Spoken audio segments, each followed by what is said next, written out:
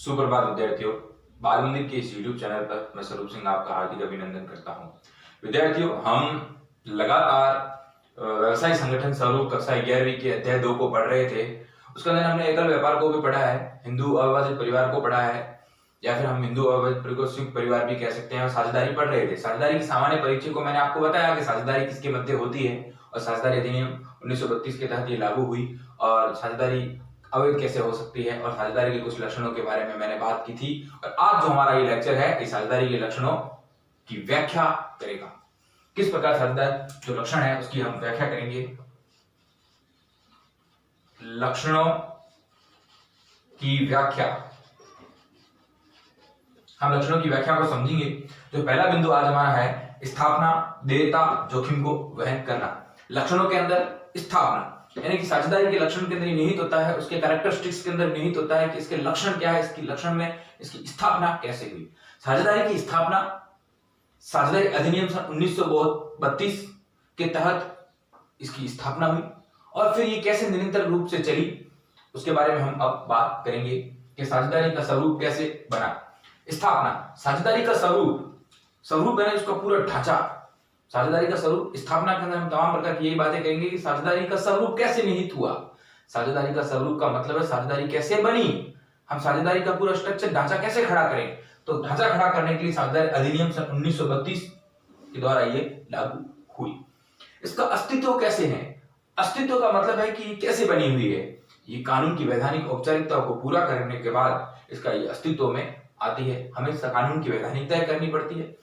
हमें साझेदारी के अंदर लाभ के उद्देश्य से हमें साझेदारी को खड़ा करना पड़ता है, उसमें लाभ कमाना होता है परिणाम स्वरूप। अतः इसके अंदर कई प्रकार के बिंदु होते हैं जो इस अस्तित्व में निहित होते हैं।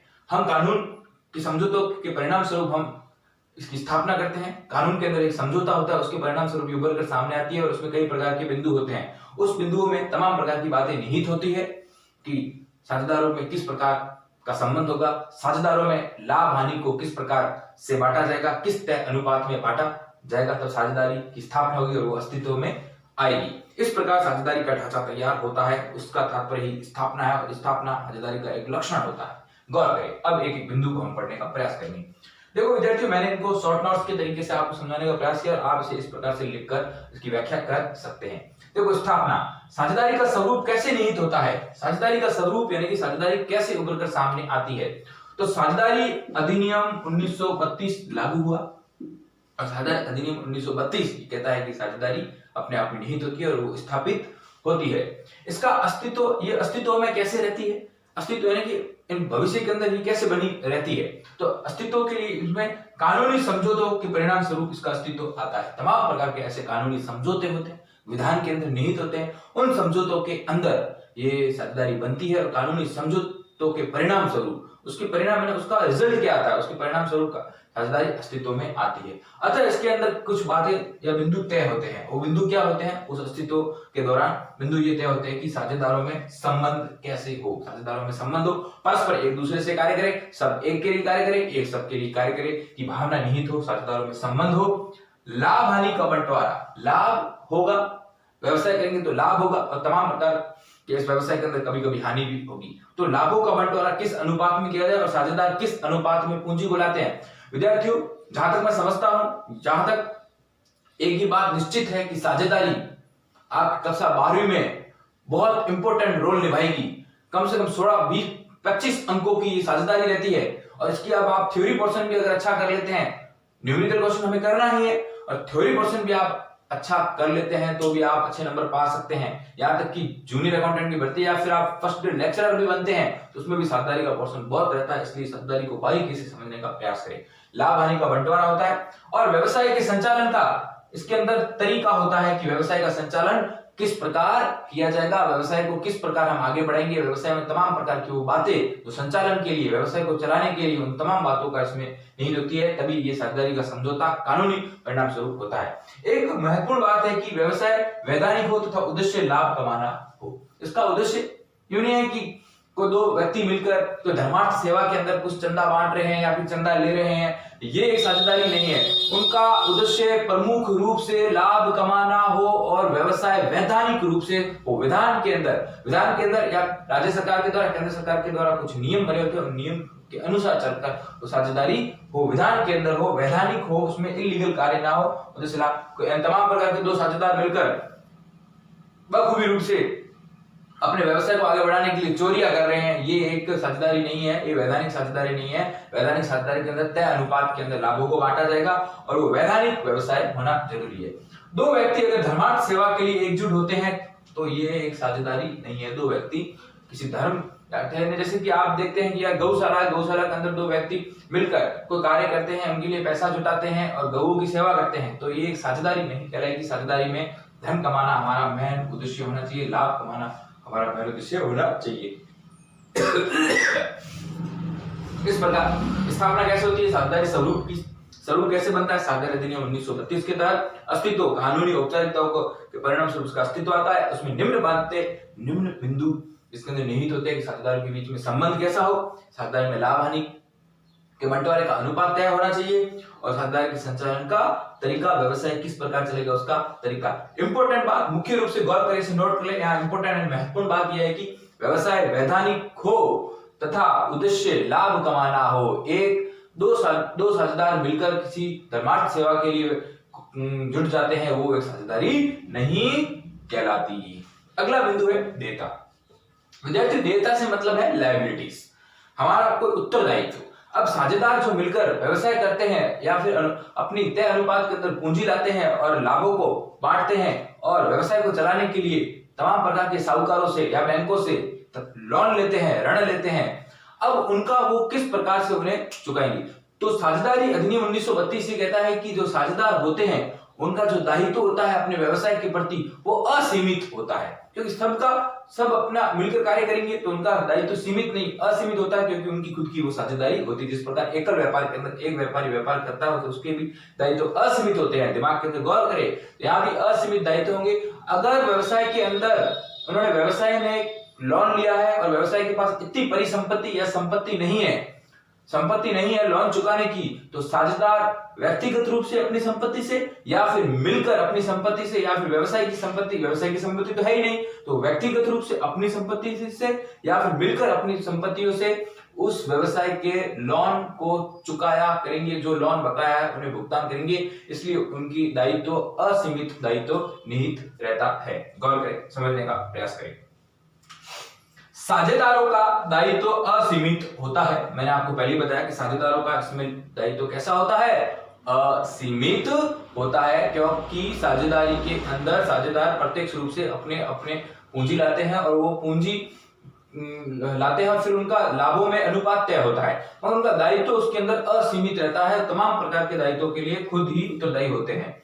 व्यवसाय की संपत्ति अगर अपर्याप्त है, कैसी है, अपर्याप्त है, उनके पास व्यवसाय की संपत्ति इतनी नहीं है तथा व्यवसाय ने ऋण लेने और चुकाने में असक्षम है। व्यवसाय ऋण के लिए जो व्यवसाय ने ऋण लिए है उसके लिए वो असक्षम है, चुका नहीं पा रही है, तो साझेदार उन ऋणों को व्यक्तिगत रूप से अपनी संपत्ति से या संयुक्त रूप से चुकाने के लिए उत्तरदायी रहेंगे।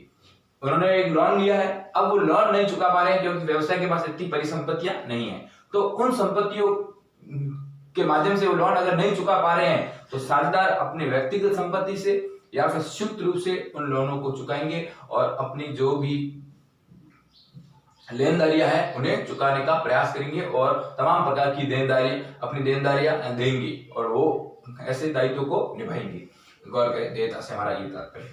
जोखिम वहन करना। व्यवसाय जोखिम वहन करने से तात्पर्य है कि साझेदारी के अंदर एक टीम भावना से कार्य किया जाता है।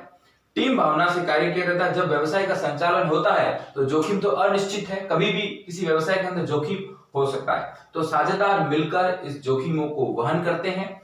तय अनुपात के अंदर वो लाभों को भी बांटते हैं और विषम परिस्थितियों के अंदर जब हानि होती है तो हानियों को भी बांटते हैं। अब हानियों को बांटने से तात्पर्य ये नहीं है कि हानि के जो पैसे है उन्हें बांट रहे, नहीं, जो हानि हो रही है, जैसे कि 1 लाख रुपए हानि हो रही है तो 1 लाख हानि को अगर 4 साझेदार तो समान अनुपात में अगर बांटते तो 25,000 की 4 हानियों को बांटकर उस हानियों का भुगतान करेंगे। जिस प्रकार वो लाभों का भुगतान करते हैं उसी प्रकार उन्हें हानियों का भी भुगतान करना पड़ेगा। वो जोखिम को मिलकर परस्पर साथ मिलकर उस जोखिमों का वहन करते हैं। गौर करें विद्यार्थियों, जोखिम वहन करना, देखो व्यवसाय को एक टीम के रूप में साझेदार मिलकर चलाते हैं। व्यवसाय को कैसे चलाते हैं? टीम के रूप में चलाते हैं, क्योंकि वो साझेदार है, सब मिलकर पार्टनर है। अतः व्यवसाय में जोखिम होने पर सब साथ होकर जोखिम वहन करते हैं। व्यवसाय में जोखिम हो सकता है, व्यवसाय में जोखिम होगा तो सब साथ मिलकर वो जोखिम को वहन करेंगे। इसके प्रतिफल के रूप में जब वो तमाम प्रकार के ऐसे जोखिम उठाते हैं तो उसके प्रतिफल के रूप में उन्हें कभी लाभ तो मिलता है, और लाभ के लिए कार्य करते हैं। जोखिम उठाएंगे, जितना ज्यादा जोखिम उठाएंगे उतना लाभ भी ज्यादा कमाने की प्रायिकता बनती है। रूप में लाभ प्राप्त होता है, जिसे साझेदार तय अनुपात में बांट कर लेते हैं, तथा हानि की स्थिति में हानि को भी तय अनुपात में मिलकर बांट लेते हैं। कहा गया है कि हर परिस्थिति के अंदर, भले वो शिक्षा हो, भले वो व्यवसाय हो, तमाम प्रकार की स्थिति के अंदर जोखिम तो है, जोखिम लेना पड़ेगा। जिस प्रकार एक व्यक्ति जितना ज्यादा जोखिम लेगा तो उसके प्रतिफल में लाभ भी ज्यादा कमाएगा। अब जब लाभ कमाएगा तो उसको तय अनुपात में साझेदार लाभों को बांटेंगे, और लाभ के साथ साथ कभी हानि भी हो सकती है, तो हानि को भी तय अनुपात में साझेदार आपस में बांट लेते हैं। इस प्रकार हमने ये 3 बिंदुओं को, स्थापना, देयता, जोखिम वहन करना को समझा। अब हमारे 3 बिंदु और रहे हैं, उसको हम समझेंगे लक्षणों के अंदर। साझेदारी लक्षणों के अंदर गौर करें विद्यार्थियों।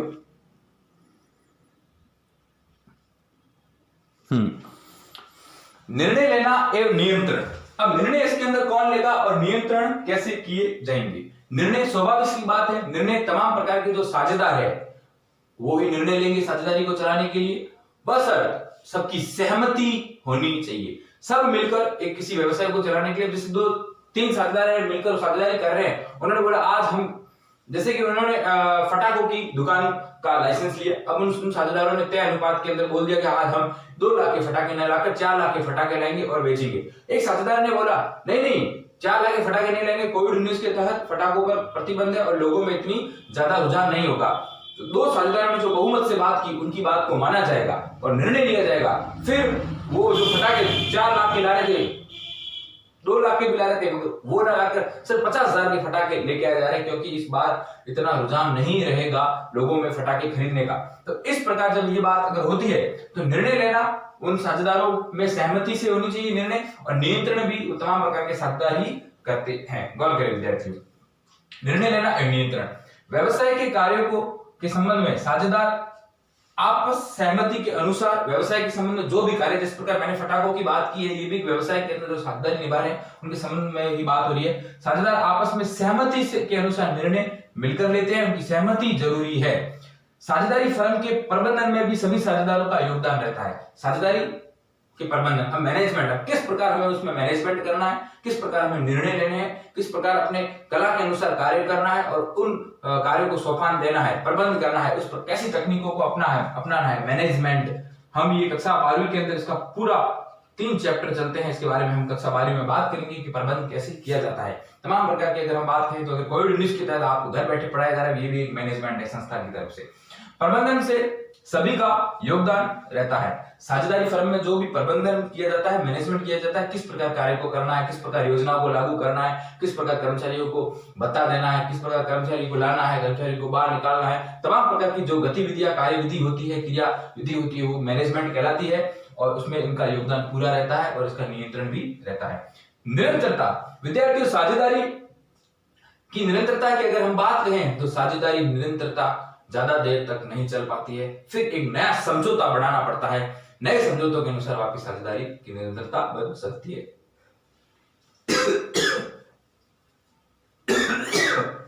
निरंतरता से अगर हम बात करें तो साझेदारी के अंदर निरंतरता की कमी रहती है। उसका कारण है, उसके मुद्दे हैं, क्योंकि कमी इसलिए रहती है कि साझेदारी साझेदारों के बीच में होती है, तमाम प्रकार के साझेदार होते हैं, 2 या 2 से अधिक पक्षकार होते हैं। अब जब उन 2 पक्षकारों में से या फिर 3-4 पक्षकारों में से एक पक्षकार की मृत्यु हो जाए, एक पक्षकार पागल हो जाए या फिर दिवालिया हो जाए, तमाम प्रकार के एक पक्ष का अगर अवकाश ग्रहण कर चला जाए तो साझेदारी के अंदर बाधा उत्पन्न हो जाएगी और साझेदारी निरंतरता में कमी आएगी और साझेदारी भंग हो जाएगी। फिर एक साझेदारी के बाद जाने पर वो अनुपातों का रेशियो, जो अनुपात बांटे हैं, किस प्रकार लाभों को बांटना है, किस प्रकार हानि को बांटना है, वो विखंडित हो जाती है।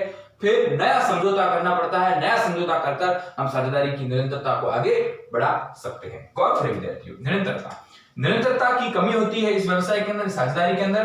कारण यह है कि मृत्यु हो जाना, किसी साझेदार का मृत्यु हो जाना, अवकाश ग्रहण करना है, अवकाश पर चले जाना, या फिर किसी का दिवालिया हो जाना, यानी कि तमाम प्रकार के जो उसने लोन लिए है वो नहीं चुका पाता है, या फिर पागल हो जाना, तो ये साझेदारी समाप्त हो जाती है। अब साझेदारी को निरंतरता बनाने के लिए वापस नया समझौता करना पड़ता है, नया समझौता करना पड़ता है। नया समझौता कर हम वापस इस साझेदारी को निरंतरता में ला सकते हैं।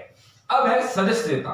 विद्यार्थियों, सदस्यता से अगर हम बात करें तो इसके अंदर साझेदारी अधिनियम 1932 के बाद फिर इसके अंदर सदस्यता की कुछ कंपनी अधिनियम 2013 की कुछ प्रमुख बातें आई। उसके अंदर धारा 464 की बात आई और धारा नियम 10 के बाद बात आई कि कितने साझेदार हो सकते हैं। फिर बैंकिंग अधिनियम के अंदर भी अलग अलग है। और साझेदारों की अगर हम सदस्यता की बात करें तो 2 साझेदार तो होने ही चाहिए, तो एक सीधी निश्चित बात है, तब साझेदारी बनेगी। मगर साझेदारी प्रारंभ हेतु 2 सदस्य तो होने ही चाहिए, मगर 2 सदस्य तो इसकी प्रमुखता है, 2 सदस्य तो होने ही चाहिए तब साझेदारी बनती है। मगर कंपनी एक्ट, जो कंपनी अधिनियम, एक्ट का मतलब अधिनियम होता है, एक्ट से समझ ले अधिनियम होता है।